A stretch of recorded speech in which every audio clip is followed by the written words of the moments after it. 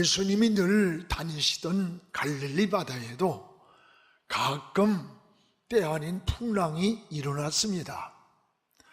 우리가 인생을 사노라면 365일 늘 맑고 청명한 날씨만 계속될 수 없듯이 어려운 문제를 만날 때도 많이 있습니다. 때로는 경제적인 문제, 건강의 문제, 또 인간관계에서 오는 문제 등 많은 문제들을 안고 살아가게 됩니다. 그러나 이런 위기들이 새로운 인생의 기회로 다가오는 것을 경험하기도 합니다. 우리나라도 70년대에 오일 쇼크가 일어났습니다. 굉장한 위기였는데 오히려 이로 인해서 경공업이 중공업으로 전환의 기회가 되었고 80년대 정치, 사회적인 혼란과 위기가 왔습니다. 그러나 이런 위기를 통해서 오히려 민주화가 이루어졌습니다. 90년대의 IMF의 위기를 만났을 때 전 국민이 금모으기를 통해서 위기를 극복하는 걸 보고 전 세계가 놀랐습니다. 그리고 우리 국민을 하나로 결집시키는 그런 기회가 되었습니다. 2000년대의 위기는 글로벌 시대로 전환하는 그런 변화의 전환점이 되었던 겁니다. 위기가 기회라고 하는 말이 있습니다. 여러분도 인생에 만나는 여러 가지 시련과 고난, 위기를 만날 때 절망하고 낙심하고 좌절하고 인생을 포기한다는 그런 마음이 아니라 새로운 역사를 창출해가는 그런 기회가 되기를 축복을 합니다. 비가 온 뒤에 땅이 굳어지듯이 때로는 시련과 고난과 역경들이 우리 인생의 견고한 기초를 만들어줄 때가 참 많습니다. 여러분, 잔잔한 바다에서는 좋은 사공이 만들어지지 않는다는 그런 교훈이 있습니다. 1962년 케네디가 유명해진 것은 위기에서 강한 리더십을 발휘할 수가 있었기 때문입니다. 당시 소련이 미국의 코앞에 있는 쿠바에다가 핵미사일 기지를 건설하려고 함정에 미사일을 탑재하고 다가왔습니다. 케네디 대통령은 더 이상 오지 말라고 강력하게 항의 경고를 보냈지만 소련은 이것을 무시하고 그냥 다가왔습니다. 이때 젊은 케네디는 물러서지 않고 쿠바에 해상 봉쇄령을 내렸습니다. 그리고 더 가까이 오면 미사일을 반포하라는 명령을 그냥 내려버렸어요. 전 세계대전이 일어날 수 있는 아주 위기의 상황에 전 세계인들이 긴장하고 떨고 있을 때였습니다. 이때 소련 함대는 꼬리를 내리고 뱃머리를 돌려서 되돌아갔습니다.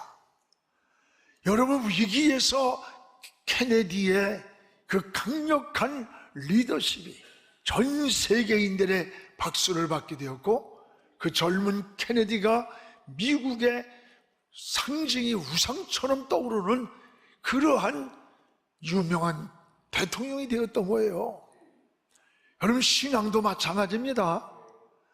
살아가는 삶 속에서 가운데 수없는 위기를 만나는 거예요. 이럴 때 어떻게 반응하느냐가 중요한 겁니다. 사람들은 위기를 만날 때 대개 두 가지 반응으로 나타납니다. 하나는 낙심하면서 절망에 빠져 하나님을 원망하고 지도자를 원망하고 주변 사람들을 원망하며 절망하다가 심지어 자살을 하는 사람들도 있습니다. 그런가 하면 또 하나는 그 위기를 만날 때 오히려 자신의 한계성을 깨닫고 하나님의 품으로 더 가까이 다가서는 그런 사람도 있습니다. 여러분, 살아있는 물고기는 물결을 따라서 떠내려가지 않습니다. 그 물결을 역류해서 거슬러 올라가는 것처럼 살아있는 신앙은 위기를 만날 때 절망하고 주저앉는 것이 아니라 오히려 무릎 꿇고 십자가 바라보면서 하나님의 품으로 더 가까이 바싹바싹 다가서는 게 살아있는 신앙인 거예요. 하나님의 역사는 이런 위기에서 나타났어요. 내가 더 이상 의지할 것이 없을 때에, 내 힘의 한계를 느낄 때에 오직 하나님만 바라보는 그 시간, 하나님의 역사를 경험하는 기회가 될 때가 수없이 많이 있습니다. 성경에 홍해가 갈라지는 사건이나 저 여리고성을 무너뜨리는 사건이나 또 요단강을 건너는 일이나 모두가 위기 앞에서 나타난 하나님의 역사의 손길임을 알 수가 있습니다. 오늘 저와 여러분은 이 이스라엘 백성들이 광야를 지나서 가나안을 가는 것처럼 지금 이 광야길을 가고 있는 거예요. 여기에 홍해도 있고 여리고도 있고 요단강도 건너야 하는 일이 있는 거예요. 인간의 끝이 하나님의 시작이라는 말이 있습니다. 오늘 여러분도 끝이라고 생각될 때에 하나님의 역사를 경험하는 그런 기회가 되기를 주님의 이름으로 축복을 합니다.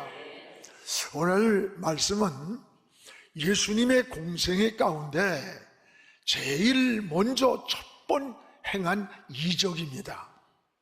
혼인잔치에 초청을 받아 갔는데 포도주가 떨어졌습니다. 문제가 생겼습니다. 물로 포도주로 변화된 사건입니다. 오늘 이 말씀 속에서 하나님의 역사가 언제 어떻게 일어났는가를 우리에게 잘 깨닫게 해주는 은혜입니다. 오늘 무엇보다도 이런 변화의 역사, 예수님이 공생의 첫 번째 행한 이적이 뭐냐? 위기에서 하나님의 역사가 시작되었음을 알려줍니다. 오늘 본문의 3절을 우리 같이 한번 읽겠습니다. 포도주가 떨어진지라 예수의 어머니가 예수에게 이르시되 저들에게 포도주가 없다 하니, 여기 두 가지가 나와요. 포도주가 떨어졌나이다, 포도주가 떨어진지라.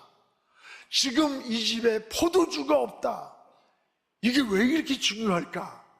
예수님이 초청받은 혼인잔치집에 포도주가 떨어졌습니다. 오늘 이것은 우리 문화와 조금 다릅니다. 당시 유대인들은 일상생활에 포도주를 음료로 사용했습니다. 그래서 잔치집에는 항상 포도주가 있어야 되고, 좋은 잔치집에는 시간이 갈수록 더 좋은 포도주가 나와야 돼요. 유대인들은 혼인식을 일주일 동안 기르게 합니다. 그런데 중도에 이 포도주가 떨어졌다는 거예요. 어디서 빨리 구할 수도 없고, 이게 굉장하게 당황하는 큰 문제였습니다. 그런데 하나님의 역사는 바로 이러한 위기에서 나타난 사건입니다. 포도주가 떨어졌나이다, 포도주가 떨어졌나이다. 이 절박한 상황에서 큰일 났다고 할 때 하나님의 손길을 경험하는 겁니다. 이게 신앙이요, 이게 진리입니다. 여러분, 신앙은 내가 힘이 있고 내가 능력이 있고 내가 할 수 있다고 할 때 나타나지 않습니다. 나는 할 수 없습니다, 나는 부족합니다, 주님이 나를 도와주지 않으면 난 살 수 없습니다, 주님이 나를 붙잡아주지 않으면 일어설 수가 없습니다 이라고 하는 절박한 처절한 고백 속에서 주님을 의지할 때 하나님의 역사의 손길을 경험하게 되는 거예요. 그때에 주님의 손길이 나타남을 알게 되는 거예요. 사랑하는 여러분, 여러분 위기를 만났습니까? 부족한 부분이 있습니까? 그것이 어떤 이는 건강일 수 있습니다. 어떤 이는 외모의 장애일 수도 있고, 어떤 이는 생업의 문제일 수도 있습니다. 그러나 낙심하거나 절망하지 말고 그것 까닭에, 그 약한 것 때문에 하나님을 더욱 의지하시기 바랍니다. 하나님의 손길을 경험하는 기회가 될 줄로 믿습니다. 성경의 열왕기하 20장을 보십시오. 열왕기 20장에 보면 히스기야가 병든 사건이 나와요. 하나님을 위해서 의롭게 살았는데 병이 들었어요. 죽을 병이에요. 그때 히스기야는 신하를 내보내고 다 떠나보냈습니다. 여러분, 죽음 앞에 선 우리는 어느 누구도 도움의 대상이 될 수가 없는 거예요. 그래서 히스기야는 오직 무릎을 꿇고 하나님을 향하여 고개를 들었습니다. 그리고 적절하게 하나님 앞에 눈물로 이 위기 앞에서 매달렸던 거예요. 하나님은 이런 히스기야의 눈물을 보셨다고 하면서 돌아간 죽음을 선포하고 돌아가는 저 이사야 선지자를 불러서 다시 히스기야에서 돌아가라. 그가 나를 찾으며 흘리는 눈물을 내가 보았다. 그에게 15년의 생명을 연장해 주라고 했어요. 이 위기에서 하나님의 역사가 시작되는 거예요. 역대하 20장에도 마찬가지예요. 여호사밧의 사건 아닙니까? 연합군이 쳐들어왔습니다. 여러분, 군사력을 동원했고 무기를 동원해도 이길 수가 없었어요. 그때에 이 여호사밧은 하나님 앞에 먼저 나가서 무릎을 꿇었습니다. 기도를 하면서 이런 고백을 합니다. 하나님, 이 큰 무리를 우리는 어찌해야 할지 방법을 모르겠습니다. 방법을 모르겠습니다. 오직 주님만 바라봅니다 라고 기도할 때에 하나님의 음성이 들려왔습니다. 여호사밧 왕이여, 두려워하거나 놀라지 마라. 이 전쟁은 너에게 속한 게 아니다. 내게 하나님께 속한 것이다. 전쟁의 승패가 이기고 지는 것이 하나님에 있다고 했어요. 하나님이 싸워주겠다고 했습니다. 승리를 붙여줬습니다. 오늘 사랑하는 여러분, 신앙은 이런 거예요. 여러분의 위기를 만날 때 여러분은 어떻게 반응을 합니까? 절망합니까? 원망합니까? 하나님의 역사는 우리가 부족할 때 포도주가 떨어졌나이다, 큰일 났습니다, 우리는 어떻게 할 줄 모릅니다 라고 하는 고백하는 시간에 하나님의 역사가 진행되었음을 깨닫기를 축복합니다. 오늘 이것이 신앙이에요. 또 하나는, 하나님의 역사는 순종을 통해서 나타났습니다. 그의 어머니가 말씀하실 때 주님이 너희들에게 무슨 말씀을 하든지 그대로 하라, 그대로 하라. 무슨 말씀을 하든지. 이 하인들의 순종입니다. 무슨 말씀을 하시든지 그대로 하라. 하인들은 주님이 시키는 대로 했습니다. 여러분, 이유가 없습니다. 조건이 없습니다. 왜 이렇습니까? 안 됩니다. 못 됩니다. 내 생각엔 안 맞는데요. 여러 가지 이의제기를 할 수가 있는 겁니다. 내용이 뭐예요? 하인들에게 물을 떠오라는 거예요. 그 물이 뭡니까? 그 물두멍은 팔레스틴 지역엔 샌달을 싣기 때문에 먼지가 많아요. 그래서 손님을 초대할 때는 손과 발을 씻을 수 있는 그런 물두멍을 놓습니다. 그 손발을 씻는 더러운 물을 왜 뜨라는 거예요? 뜬 물을 또 부라는 거야. 붓고 났는데 또 뜨라는 거야. 이게 상식에 맞아요? 우리 이성에 맞아요? 많은 이의제기를 하고 안 된다, 못한다, 왜 이럽니까? 빈둥맞다, 뭐 별 얘기를 다 할 수 있을 거예요. 하인들의 위대한 모습은 뭡니까? 주님이 물을 뜨라면 뜬 거예요. 부라면 부는 거예요. 다시 떴을 때 이 물은 물이 아니라 포도주로 변화했었어요. 오늘 이 하인의 역할이 누구냐? 저와 여러분의 역할이에요. 우리가 해야 할 신앙인의 삶인 거예요. 내 생각에 안 맞아도, 내 방법에 안 맞아도 주님이 말씀하셨기에 그대로 하라고 했습니다.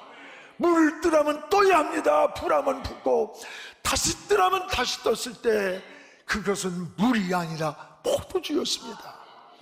우리는 심부름을 하면 말씀대로 변화는 주님이 하는 거예요. 우리가 하는 게 아니에요. 사랑하는 여러분, 우리가 때로는 순종하는 것이 굉장히 어리석은 사람이 하는 것 같습니다. 여러분, 아닙니다. 순종이 어리석어 보이지만 기적의 매스터키는 비밀은 이 순종 안에 있는 거예요. 주님이 시키는 대로 하라, 이 말씀에 그대로 순종하였더니 물이 아니라 포도주의 역사가 일어난 겁니다. 오늘 사랑하는 여러분, 우리 이게 신앙인의 삶이에요. 우리 여러 가지 신앙생활에서 이재기가 많아.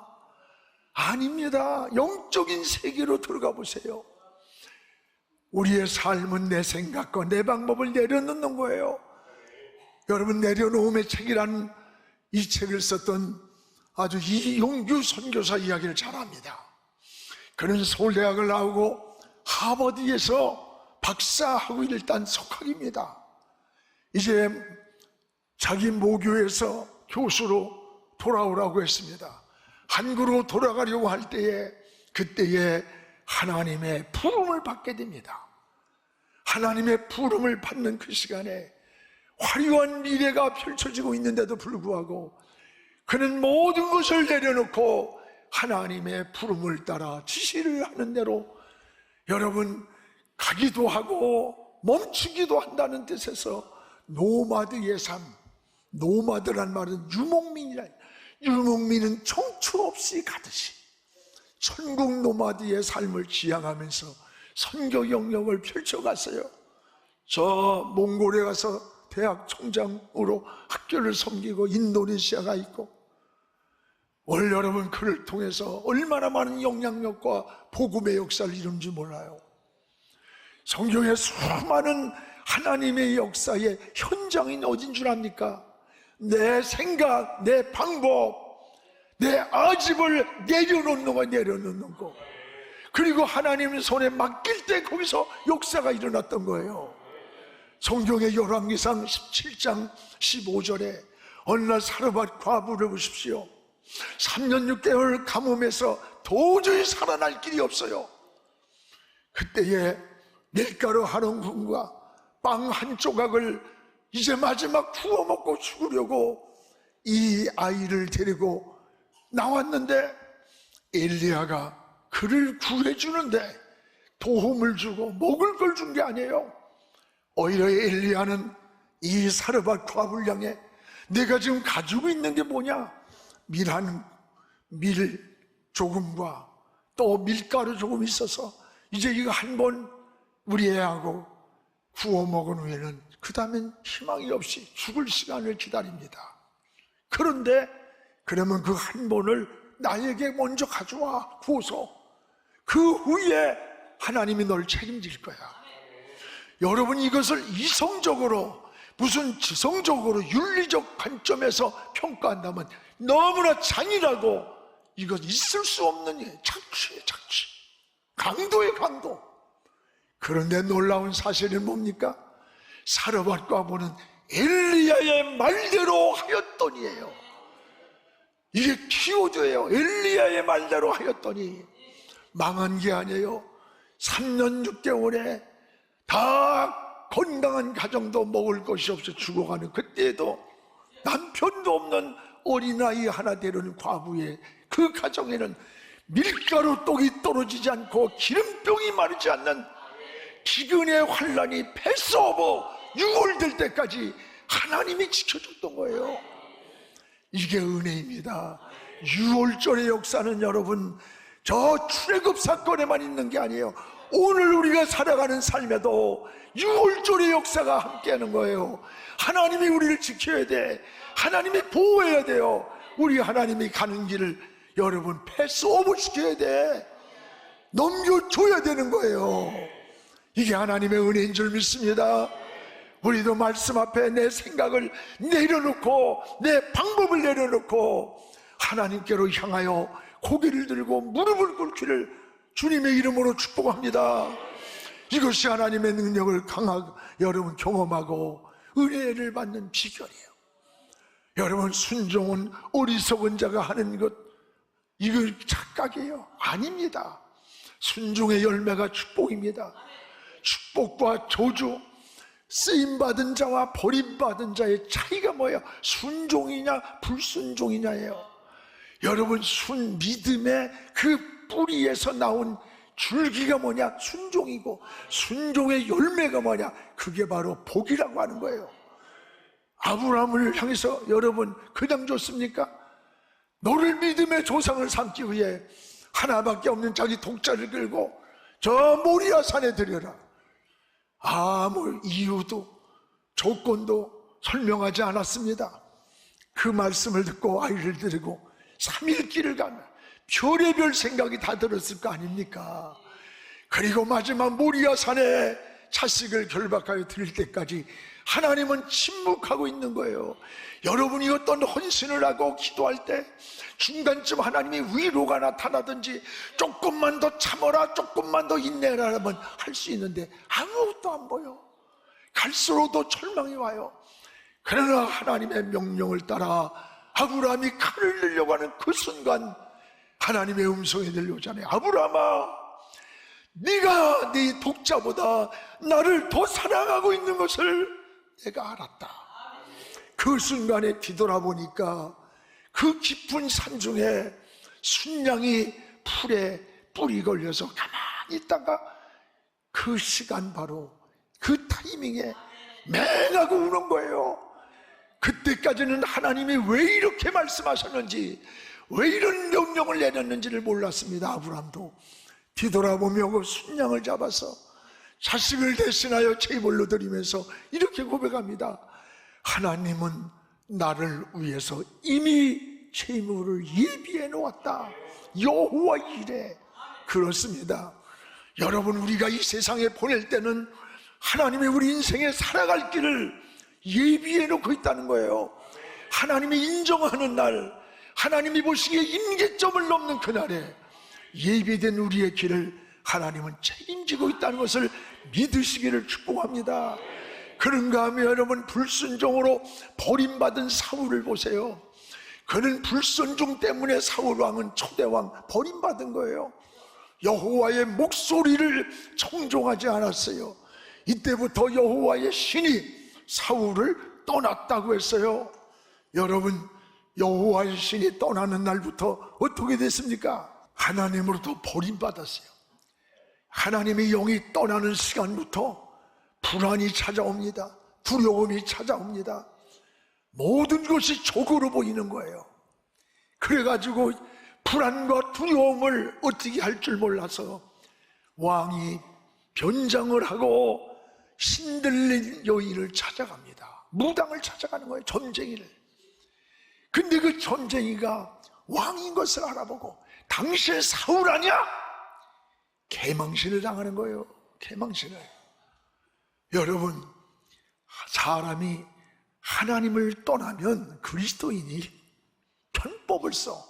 자꾸 인간적 생각을 해. 그럼 뭐가 껴?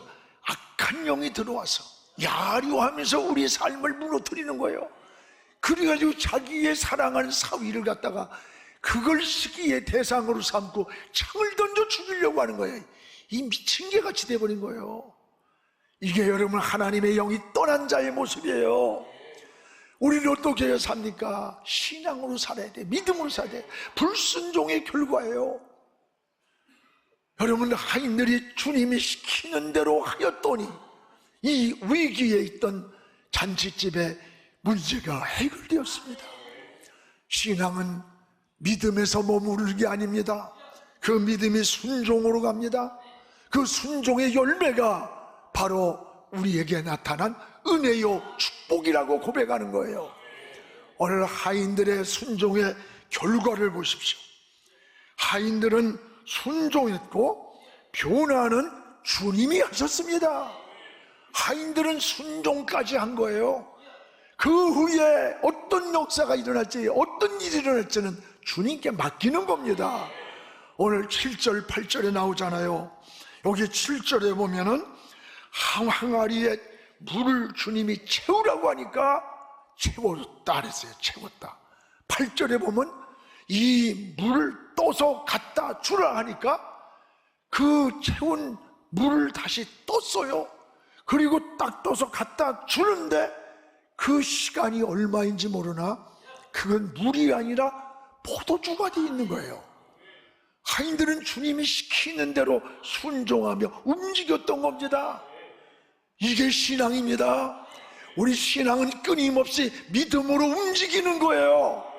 하나님의 역사를 바라보고 움직일 때 하나님의 손길을 경험하는 겁니다. 주님은 공중에 나는 새를 보라고 했지, 나뭇가지에 앉아서 꼬박꼬박 쫄쫄 졸고 앉아있는 이런 새를 보라고 하지 않았어요.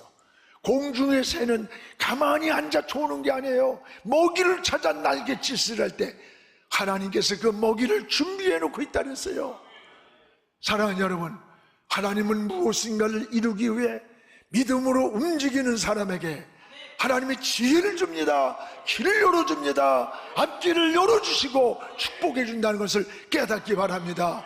성경에 무엇을 먹을까 마실까 입을까 염려하지 말라고 했지 준비하지 말라고 하지 않았습니다. 염려를 하지 말고 여러분 준비하라는 거예요. 준비하는 겁니다. 무엇이든 최선의 준비가 인간이 해야 할 몫입니다. 나사로가 죽었을 때에 돌문이 여러분 요르라는 거예요. 아니 죽은 자를 살리실 분이 돌물 같은 건 바람만 하면 훅 불어도 날아가지. 이게 뭡니까? 정말 이 죽은 자도 살리실 수 있는 주님의 말씀을 믿고 너 믿음을 요구하는 거예요 다. 그래서 돌문을 여는 것은 사람이 해야 할 몫이에요. 그리고 그 속에 썩은 냄새가 나는 죽은 자를 살리는 것은 주님만 하실 수 있는 거예요. 그걸 우리가 못하는 거예요. 그래서 맡기는 겁니다. 하인들이 주님의 말씀을 믿고 열심히 움직였어요. 채우라고 하니까 채웠고 뜨라고 하니까 떠서 갖다 주는 동안에 물이 포도주로 변해 있었어요. 이 변화는 주님만 하십니다. 우리는 말씀대로 일어나 움직이면 이게 믿음이고 신앙이에요. 주님은 오늘도 여러분이 믿음으로 움직이기를 원하십니다. 사랑하는 여러분, 오늘 여러분 물 떠오라면 뜨십시오. 불하면 부십시오. 다시 뜨라면 뜨십시오. 이 하인의 모습이 우리 그리스도인들의 삶인 거예요. 이것이 신앙이 하나님 말씀으로 심부름을 하는 거예요. 그 변화는 주님이 하시는 거예요. 돌문은 우리가 열지만 그 속에 죽은 자를 살리는 것은 주님만 하는 거예요. 오늘 사랑하는 여러분이요, 머리에 포도주로 변화된 결과를 보십시오. 4가지가 달라진 걸 봅니다. 위치가 달라져요. 그 밖에서 물두멍이 손이나 발을 씻는 물이 포도주가 됐어요. 맛이 달라졌어요. 물과 포도주는 근본적으로 다른 거예요. 가치가 달라졌습니다. 물과 포도주는 가치가 비교할 수가 없어요. 처음보다 나중에 더 좋아졌더라. 이것이 하나님의 은혜인 겁니다. 하나님의 은혜는 갈수록 좋아져야 합니다. 사람도 사귈수록 더 좋은 사람이 되어야 돼요. 교회도 갈수록 부흥해야 합니다. 이것이 하나님의 축복이요 은혜입니다. 위기가 기회입니다. 위기라고 낙심하지 마십시오. 여러분, 오히려 위기에서 하나님을 찾고 하나님의 역사를 경험하는 이 간증의 기회가 되기를 축복합니다. 모든 변화는 오직 주님이 하십니다. 지금은 선교 헌금 시간입니다. 이 예배를 통해 삶 가운데 은혜와 회복이 충만하시길 간절히 기도합니다.